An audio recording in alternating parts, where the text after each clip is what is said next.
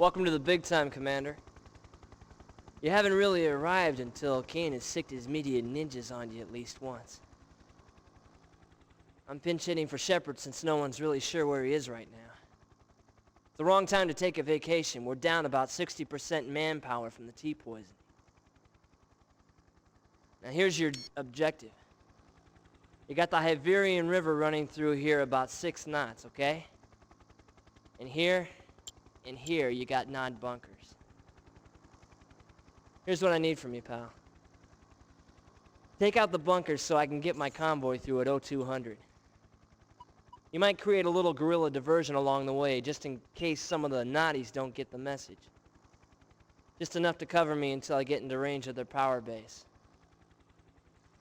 Then all you have to do is sit back and watch the fireworks as my team shows them what kick-ass is really all about. Rider out. Well, what can I say? I'm having a terrible day already. I've recorded for this mission 4 times, and I've recorded for the wrong footage twice, and once I did an entire recording without recording. Anyway, welcome back to Command & Conquer Mission 9 for GDI, in which JC Carter has described it as a relatively straightforward mission. We need to create a guerrilla distraction by destroying these 4 gun turrets. Real easy mission, right? Especially when it starts us with the units to do that right away.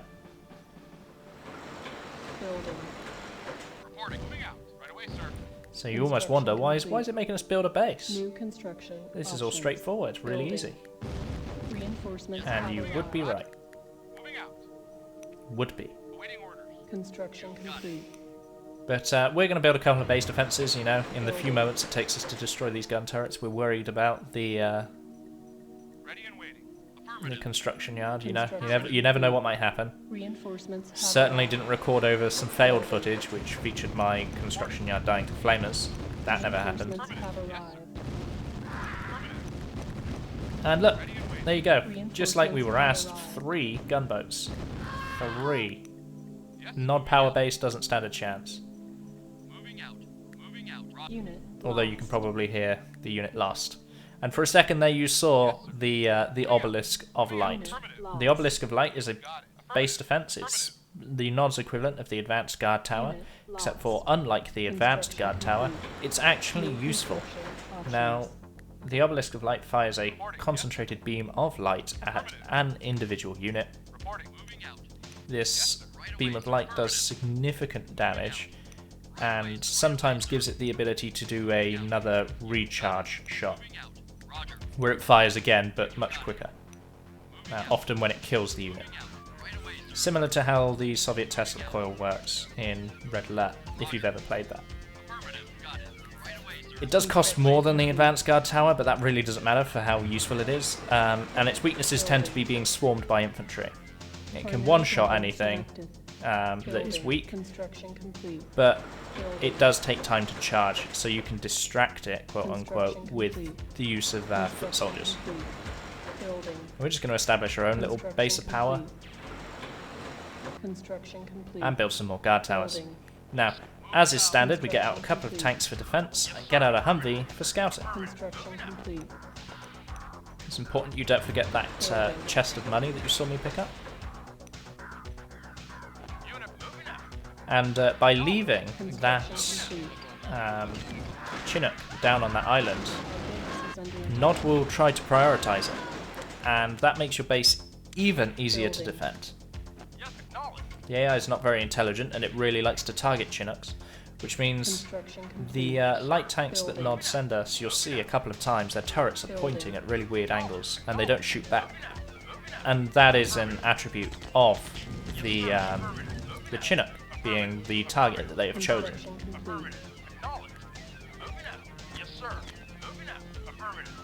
Now, all we're trying to do is find an entrance to the Nod base, and we have found it. Now that we've lost one Humvee, we're just going to replace it with a second. Construction complete. And start to build a even stronger economy. Nods don't really threaten you too much once you've got the initial base defences. If you don't build the base defences, you end up like what happened to me in my first attempt on this mission, where you get overrun with flamers, because flamers are really hard to kill with medium tanks. Well, at least they are before they destroy your construction yard, as I found out. So the woods themselves are full of nod rockets that you just want to slowly whittle down, take out. Fired a cheeky shot at the harvester to see what I could bait out, and as you saw, I aggroed enough. We're just going to pull the Humvee back and get him repaired while we build another harvester. And try to establish our comm center.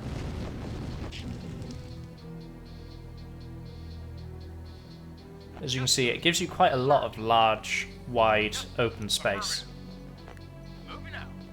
You could build a really, really expansive base that had several choke points. And there's the tank that I was talking about. Didn't even fire back. Just trying to target our Chinook. That Humvee's repaired enough. And we're about to finish a harvester. Now, Humvees, because they're quick and light armoured, you can kite with them. And make quick work of individual and isolated infantry units by just shooting them and moving backwards with your advanced speed. Sometimes artillery can fire 2 rapid shots when they're initially engaged, as that artillery did. It's not a surprise, but it is annoying. And now, with the comm center about to be up, we can start to look at, on a minimap, how much we've actually explored. And you can start to see the shape of the nod base based on that now. One medium tank does exactly what we need it to, which is destroy that artillery unit. And then hopefully with this Humvee we can scout out bits of the nod base that we want. The pathfinding algorithm in this game is not particularly intelligent. When a unit finds its path blocked, it first checks if the thing blocking its path is an enemy, and then makes the assumption that instead of going around that enemy, you want it to kill the enemy. It's a bit like an early pseudo-attack move. So because that Humvee bumped into a rocket soldier, it checked whether the rocket soldier was hostile. The rocket soldier was hostile, so it tried to kill it. Unit ready. Sounds really good and really helpful and stops your units getting ambushed in a game that doesn't actually have an attack move. But it's also very annoying because when you're trying to sneak units into a base, your chances of actually running into a unit are very, very high. And in that event, you lose out. I looked away from the guard towers there to spare all of your ears because the guard towers still continue to make the most horrific noise in Command & Conquer. And all we're going to do is stick 3 engineers inside an APC.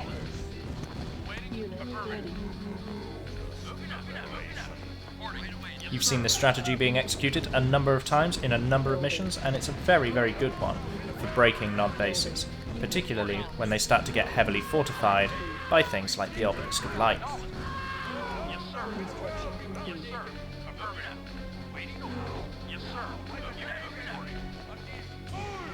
I always recommend using control groups, that is to select a group of units, hold control and enter a number, and then you can use that number to select units.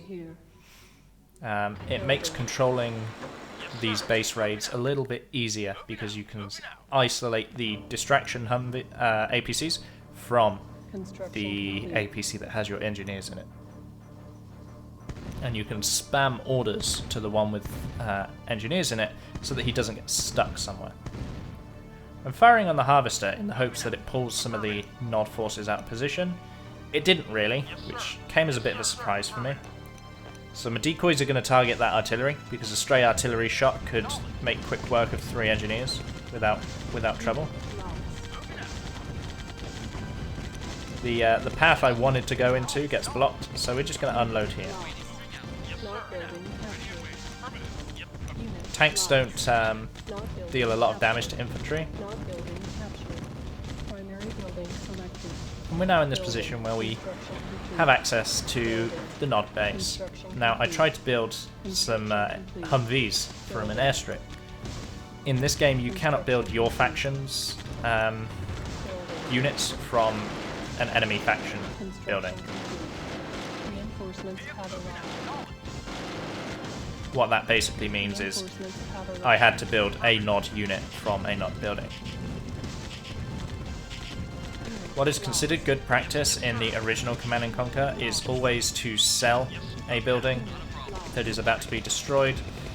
They didn't perform any damage checks on the buildings in this game, so you still got the full value of the building, even if it was almost destroyed. Unit ready. Building. Unit lost. Unit ready. Not building captured. But now all we have to do is destroy the nod building Building. from within. Now, you really shouldn't use engineers on power plants, and the reason you shouldn't use engineers on power plants is engineers cost 500, power plants cost 300, and you get 50% of a structure's value on selling it back. So you make a significant loss if you don't intend to keep the power plant by capturing it with an engineer. Not building captured. The only time you should really capture a power plant is if you genuinely really need the power. Not building captured. But Unit ready. the other benefit, and is one of the reasons why I do capture some power plants, but I could have saved some money by not capturing all of them, is I'm going to use them for the build radius. They're going to be very helpful and actually extend my building range. Our base is under attack. Now, if you go at a hand of nod from the north side, very rarely will the infantry standing outside of it be able to hit you, or at least only the rockets will, and as we know, the rockets aren't particularly threatening. Unit lost. Building. All we need to do now is just build more guard towers. Building. Unit lost. Construction complete. Building. Building. Construction complete. Unit ready. And just like that, we have pretty much broken the nod base. So, once you've got rid of those infantry, the guard towers aren't much use to you anymore, sell them up, and now you have a nice little army of minigunners. Construction complete. Building. Not I'm building tanks captured. just because I can, you don't particularly have to. Now push out the front of the base and remove these rocket soldiers, and then take out the turrets.